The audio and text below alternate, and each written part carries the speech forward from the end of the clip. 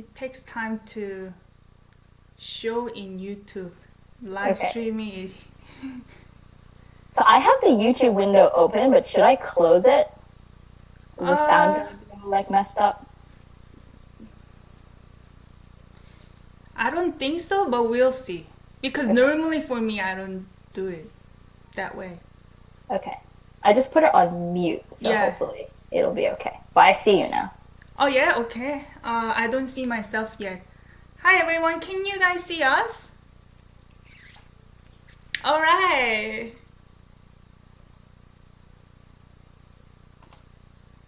Okay. So thanks for joining live streaming, everyone. Thanks for waiting for EUNSAN, our special guest. Hello. So our guest today is EUNSAN. I got to know her from Instagram because she's got a really good followers on Instagram called My Korean Childhood. And I really like the fact that she puts a lot of effort and each post tells some kind of story. And her artwork is phenomenal. And personally, I can relate to some of the stories. Maybe we're from the similar generation. So welcome, Unsan.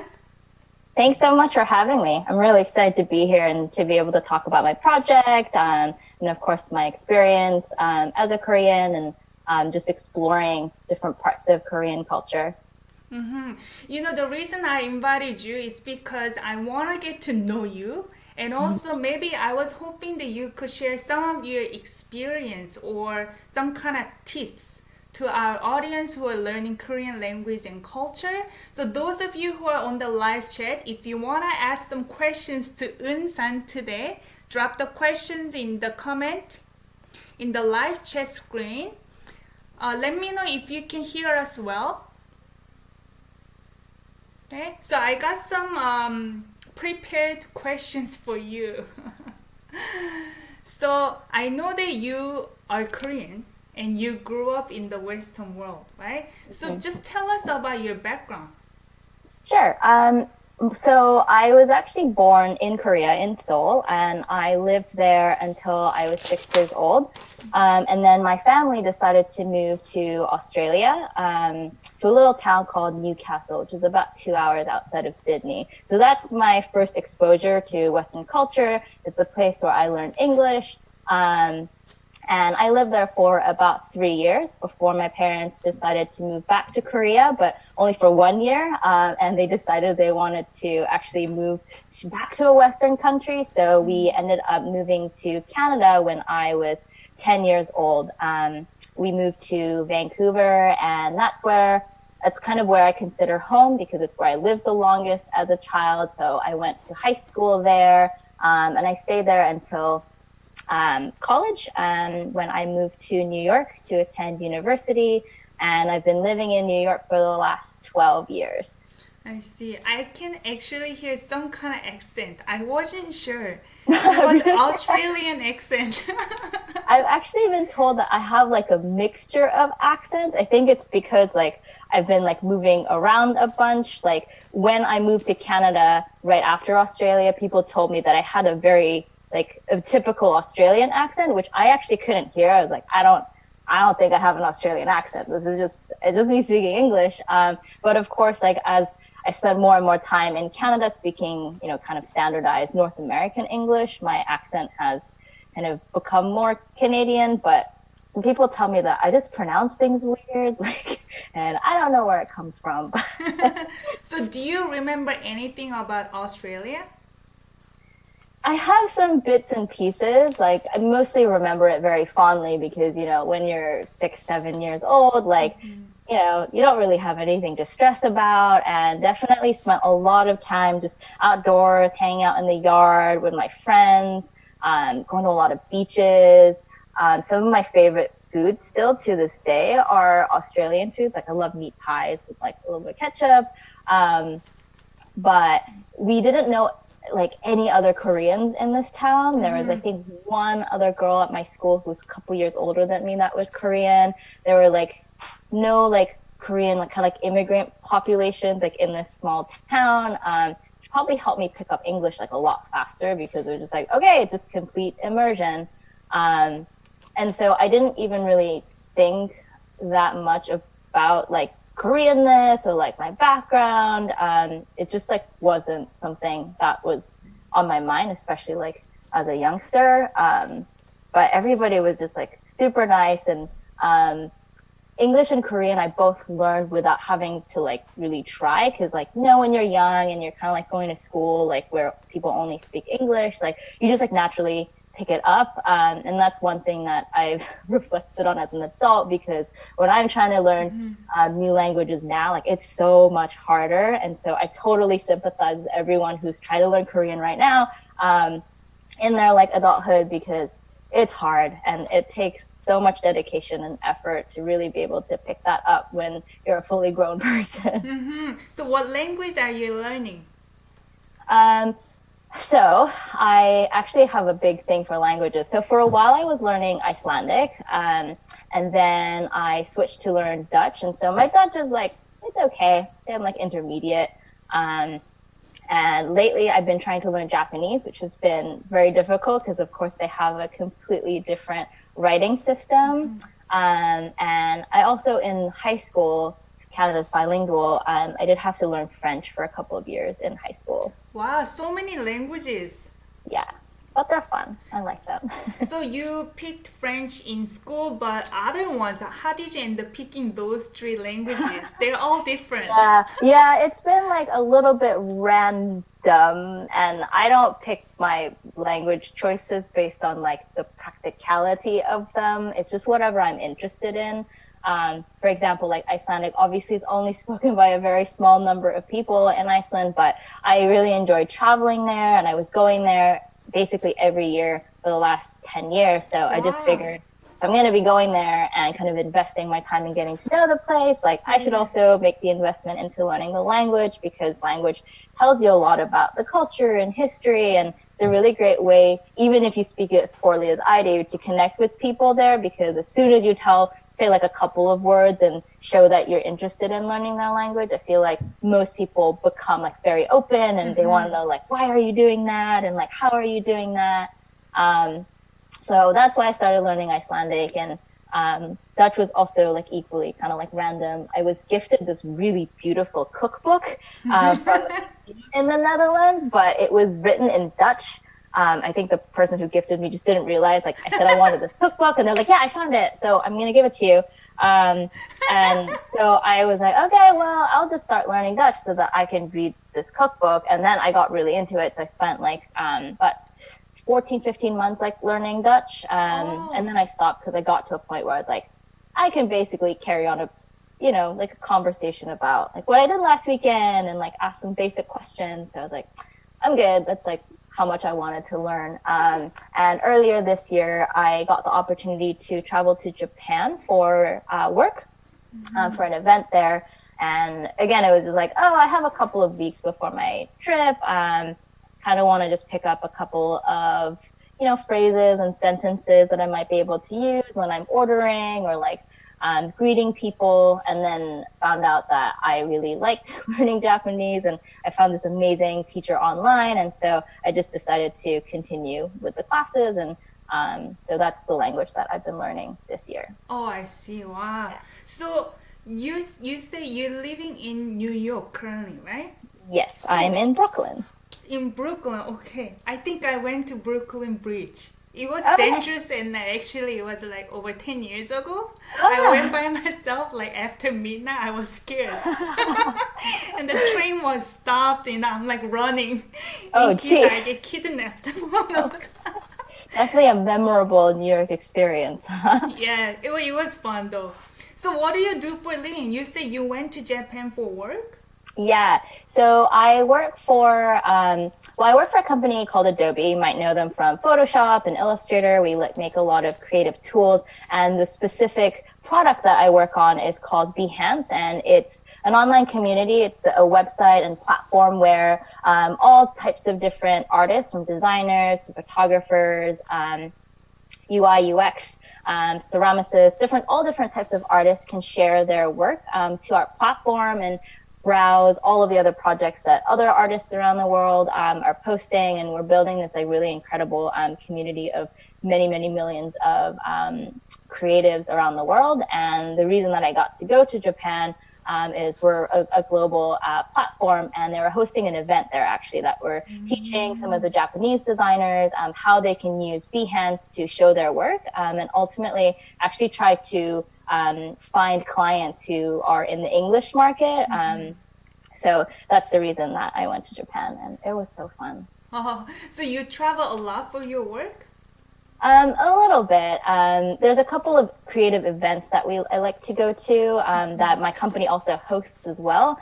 This year has obviously been a little bit challenging with the pandemic, but every year my company hosts a big creativity conference in LA where we release all of the new product releases, and that's really fun because LA has like incredible Korean food and Korean culture. They got like Korean malls and Korean bookstores. So I've been going to that for the last couple of years, and definitely every time during that conference, I try to find time afterwards to hang out in K-Town. Even New York has a good Korean town, right? Yeah.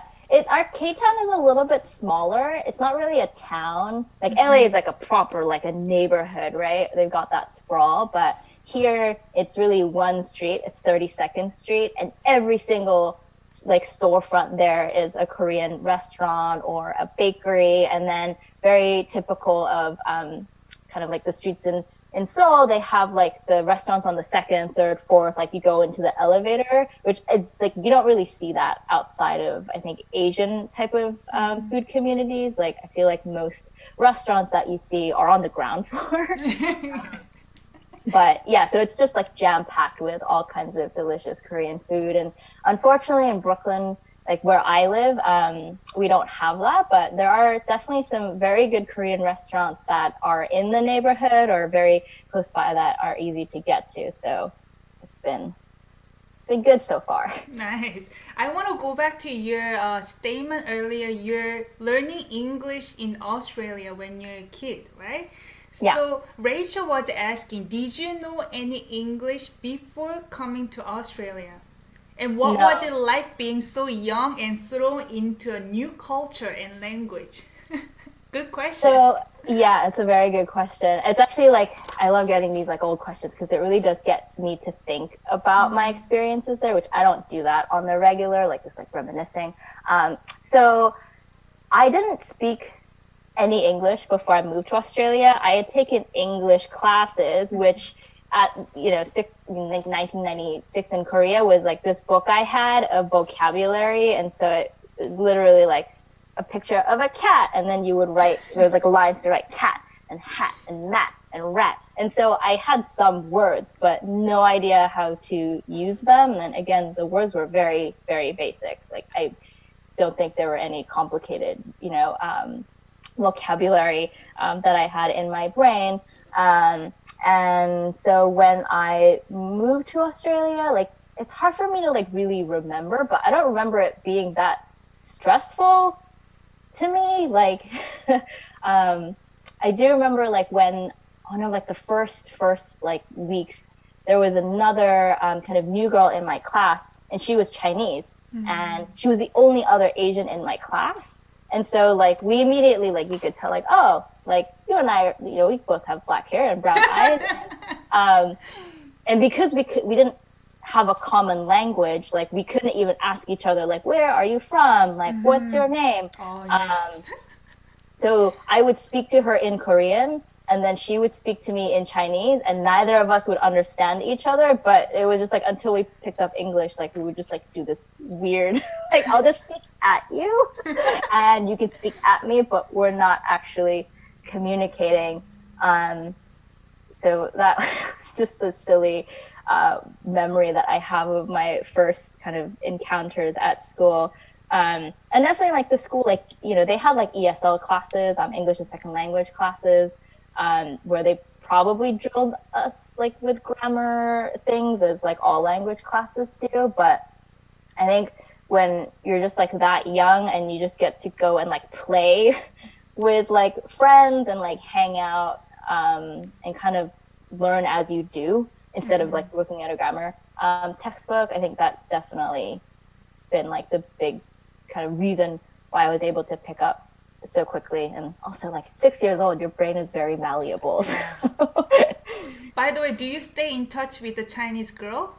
No, I don't actually. She has like, I was like actually looking her up on Facebook a couple of years ago, but she has a very common name. Oh, I just found that like doesn't help. so many people, yeah, with the same name that were also in Australia. So like I had a hard time trying to find her. Oh, okay. Hopefully, maybe you can reach out to her through this Yeah, live maybe I'll streaming. try again. So, how was your Korean when you moved to Australia? I'm sure you're speaking Korean all the time, right?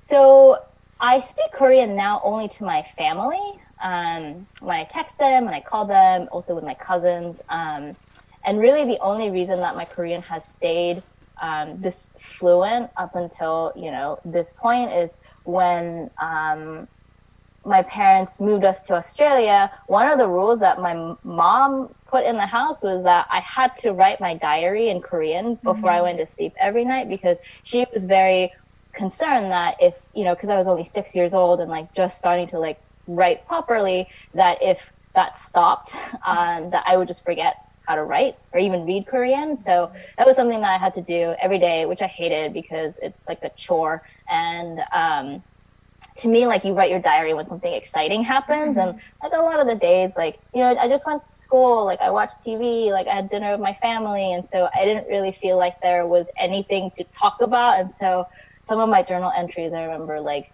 oh, I just grudgingly writing like, oh, I went to school today, like really basic things. But even so, like that, I can still to this day read, write, speak fluently. And I think a lot of that has to do with my mom being like very strict about like not forgetting how to write.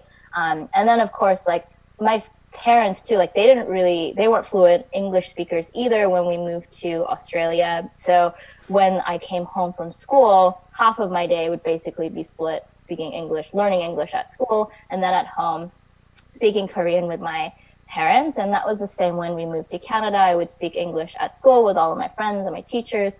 And then when we came, you know, when I came home, then we would switch to Korean. And I remember in high school, I had a lot of friends from Hong Kong who would be able to speak English to their parents because like they were all fluent.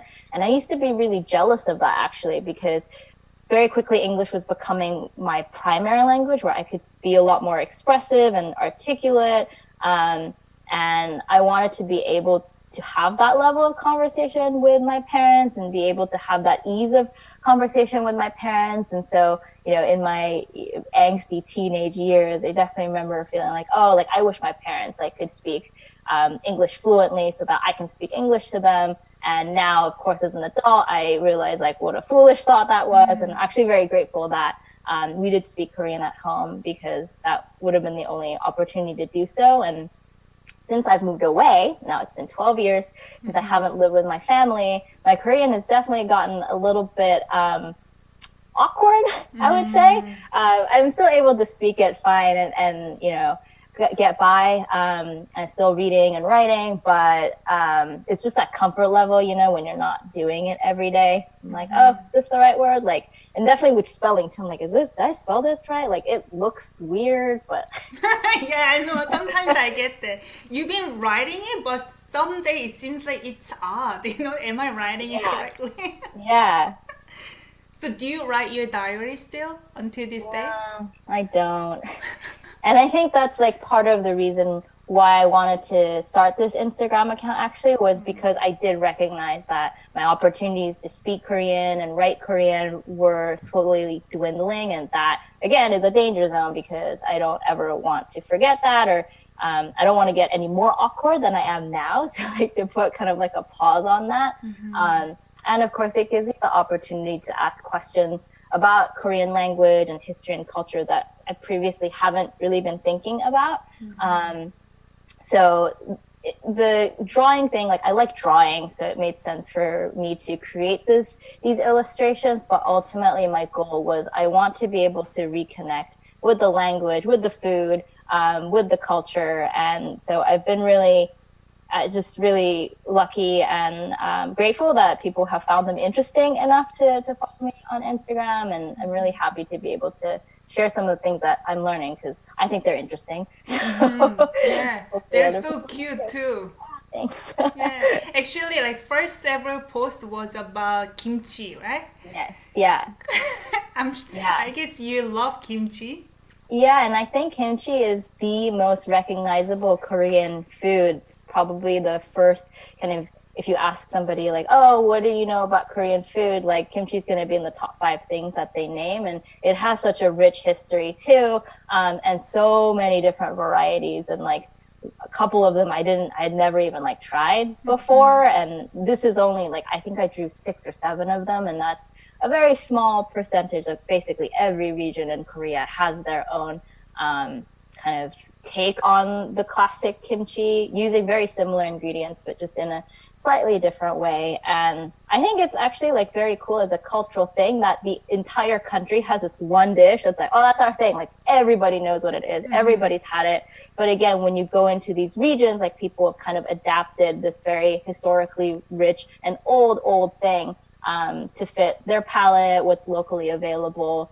I think that's just like a very cool thing to have that not every cuisine has. So like to me, that's just very special. Also, it's tasty and delicious. It's good for you. It's good for you. How's the New York kimchi then? Is it adapted well? It's pretty good. Actually, here, if we have a couple big Korean supermarkets, so they get like all different types of kimchi that are made here, but we also get like the ones that are imported from Korea for a slight premium. And actually, when I was stocking up for our stay-at-home order, I bought a gallon of kimchi that we're just starting to, this was like 5 weeks ago that we got this, and we're just starting to get to the bottom of it. So it's always nice to have, a big stockpile around for everyday snacking. I can tell how much you love about Korean food. So what is your favorite food other than kimchi? We got that.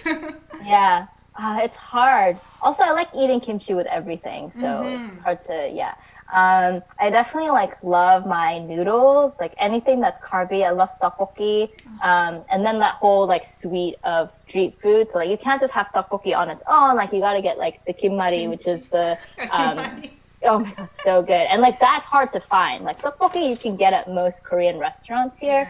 But kimmari is like, that's rare. You have to go to K-Town in Manhattan to get that. And then kimbap and odeng, like just, that's like what I remember of my childhood too. Like when I was in Korea as a 6-year-old, I got, that's like what I remember eating is like the kind of like street food and like snacks after school. So definitely like a nostalgia factor there too. And of course, I love jjajangmyeon. Oh yeah, me too. It's so good. It's all like fast and quick, Yeah. Quick and dirty. And dirty, yeah. And like here, because like I'm not that good at cooking. Like that's the kind of Korean food that I tend to eat. Like I'll make like ramen and like spaghetti, which I also love, and just basic like rice, kimchi, and some banchan.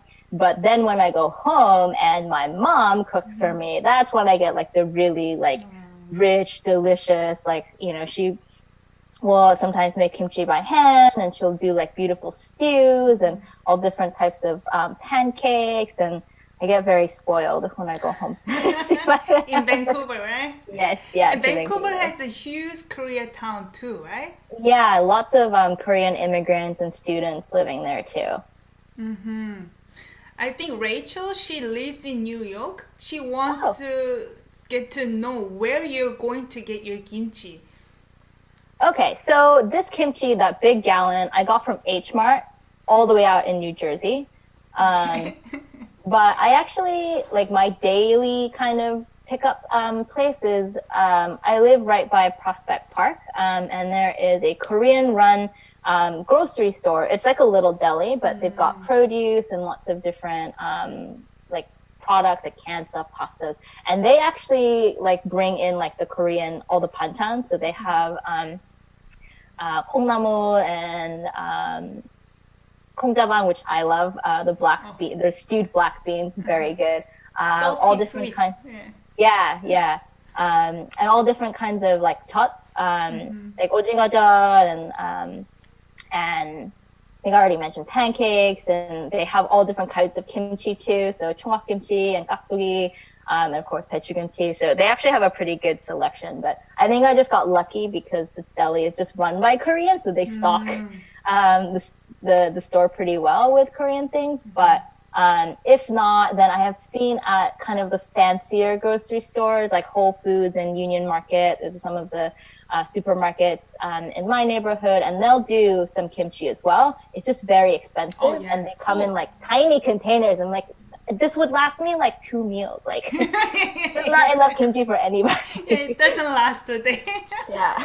So I think Nikki asked really good question here. You went through different school systems. You went to Australian and also Vancouver school system, right? Did you have any school experience in South Korea at all? Yeah, so I got 1 semester of first grade, which I don't really remember. Much of that was like my first schooling experience. And then I also got 1 year in between Australia and Canada. My family actually went back to Seoul for 1 year. So I actually did a little bit of grade 3 and then grade 4 in Korea. And unfortunately, I didn't get to experience like middle school or high school, but it's definitely completely different. Like even just like the seating plans and like what is expected of the students. Like we used to clean like the classrooms, and like you were like in your desk units, and like it would be like a rotating schedule of like when your desk unit was required to clean the entire classroom and sweep and mop and things like that. We got school lunch, which I actually really liked. They had like, it's like the metal tray that you often see in like Korean dramas and stuff, with like 1 part for like rice and banchan and another big bowl for the soup. And it was just like, I just remember that food being very tasty. Like I would definitely go back for seconds. And I don't think you get that kind of food in the school systems in the West. And my teachers were way stricter. Like this was like back when you were still actually able to like lightly hit students with like the wooden stick. And if you were in trouble, they would send you outside and you have to like kneel and like put your hands up. And it's kind of like the Korean form of detention. And like nothing like that existed in like the Western systems. And I think definitely when you start getting into like the middle and high schools in Korea, that's when the education system gets really, you know, stressful for students, and it's very, very competitive, and people are staying at cram schools until 1 or 2 in the morning, and students don't really have any kind of social life or life at all outside of just studying and cramming and being at school. And my experience like going to school in Vancouver was like, it was like pretty relaxing. I mean, I went to like an all-girls private school, so academics was like a huge focus, but still, like I spent a lot of time just hanging out with my friends and hanging out at home. And yeah, I'm so thankful for that, because I don't know if I would have made it through the Korean education system. Like I don't know if I have that in me. Oh, wow, you are so tough. They even took out one of my favorite classes, gym. You know, I love exercise, and they're like, no, you gotta, spare the time and study more. Wow. That's so sad, because I feel like the students really need that time, because they're sitting all, so for so many hours a day, and definitely need to like be able to let out the anxiety and like stress and get fresh air and have like a break. But oh my God, that's you don't need to exercise, just study more. Okay, so when was the last time you visited South Korea? That would have been Christmas of 2018. I try to go back every, 2.5 years, because I have extended family in Korea still, my aunts and uncles and my maternal grandmother. And I obviously really like being in Korea and being able to see and go to like museums and all of the palaces and eat local food. So the last time I was there was winter of 2018, and I am hoping to actually go back next year, because there's so much of the country that I haven't seen.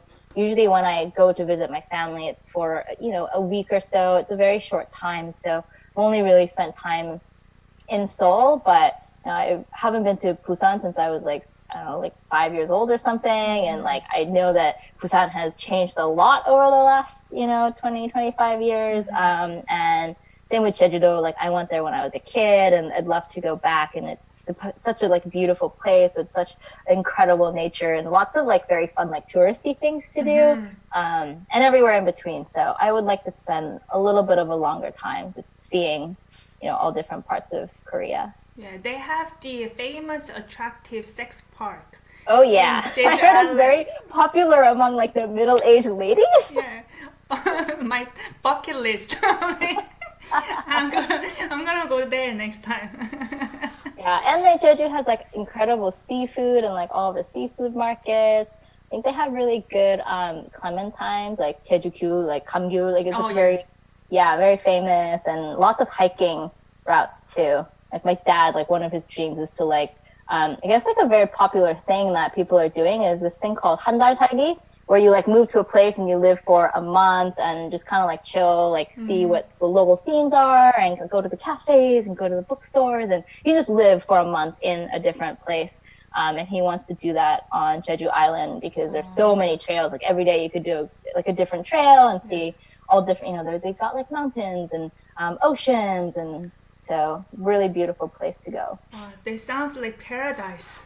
Yeah. Rachel is like, what park again? she's not sure what she heard. You heard it right, Rachel? She's adding that to her bucket list right now. Exactly. So you didn't really grow up in South Korea. You had some years of experience there, but what do you think about all those phenomena like Hallyu, Korean drama, K-pop, and things like that? What do you think is happening? How do you like them? I love it. I think we're like having our moment. Like the Parasite Oscars win was like huge. I was like, okay, we have arrived on the scene. And I think we had kind of these little like waves. Like I remember when I was in high school, like a lot of my friends were Asian, from China, from Hong Kong, Taiwan.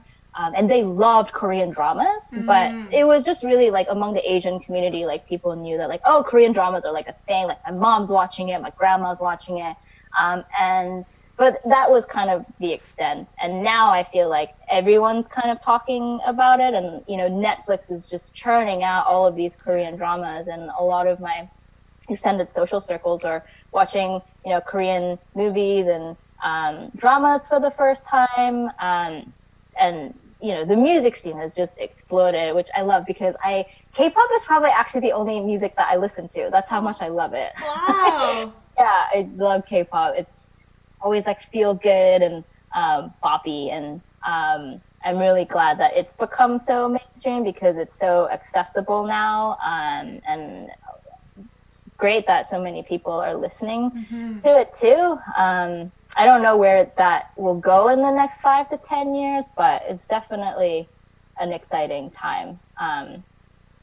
Again, like I remember like back in high school, like Japanese like anime was like a big thing. That was like everyone knew about like Japan, and they were really interested in like Japanese culture because like anime was such a big thing. Yeah. And so I think for like Korean just like culture and tourism in general, like it's great that people are kind of finding their way through music, through television, and hopefully that will lead them to learn more about, whether that's language or about the food or just history or culture in general. I think it's wonderful that it's giving people, that hook to be like, hey, come check out what else we got.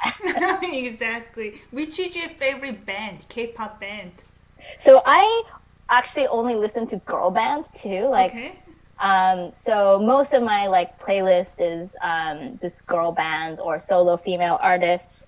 Right now, I'm very into ITZY and G-Idol. I actually went to an ITZY concert in Brooklyn. Oh my god! Was it sold out immediately? I hear that. Yeah, it was packed.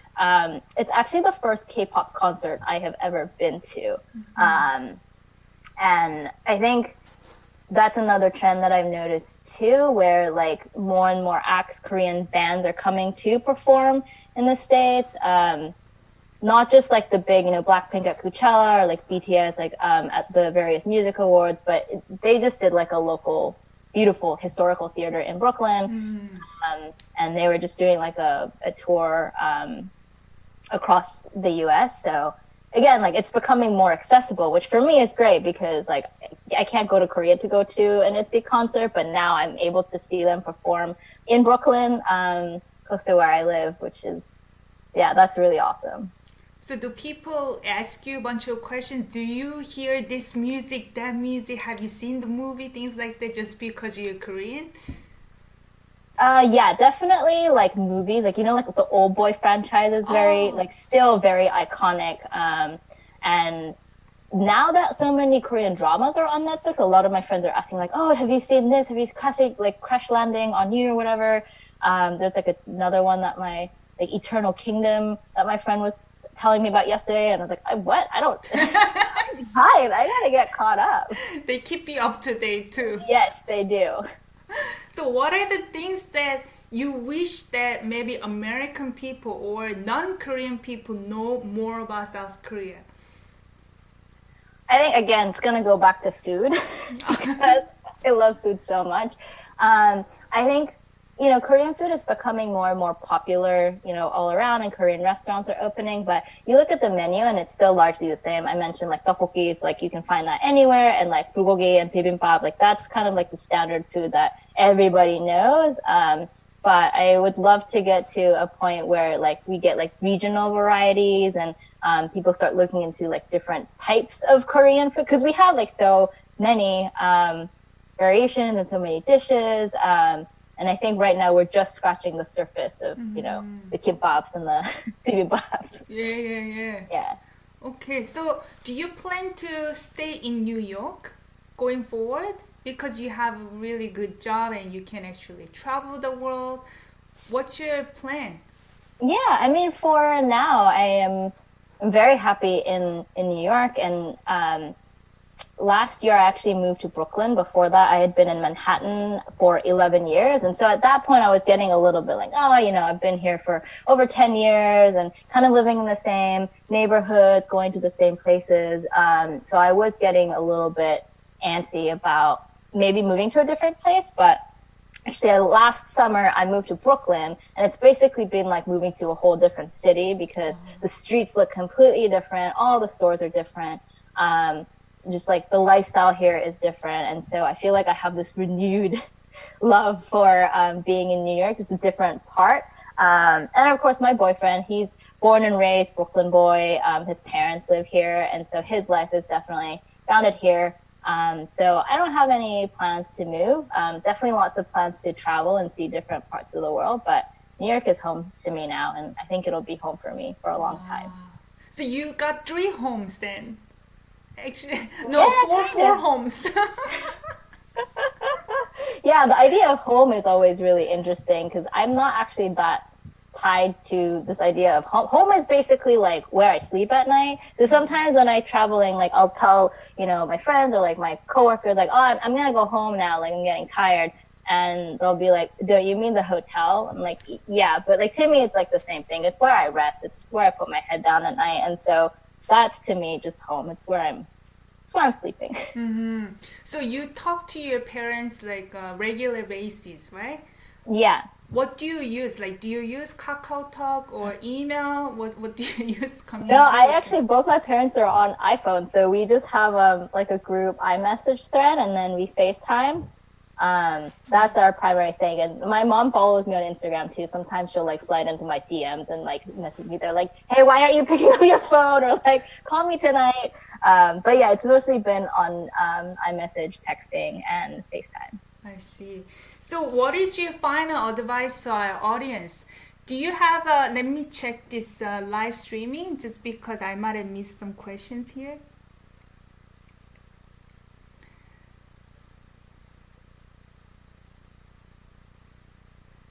Which K-pop? Oh, I already asked that. Okay, so maybe let's get into some questions about learning Korean language. I think you already mentioned you kind of touched on a couple of languages and you're learning Japanese. So what kind of materials or advice would you give to our audience? I think the number one thing is about consistency, and it's something that I struggle with all the time too, because it's really hard to be disciplined. And with something like language, or even with like any kind of new habit or new project, same goes for my illustrations. Like if you want to build that up or be good at something, have it become a habit, then you have to put in the hour. There's like really no way around it.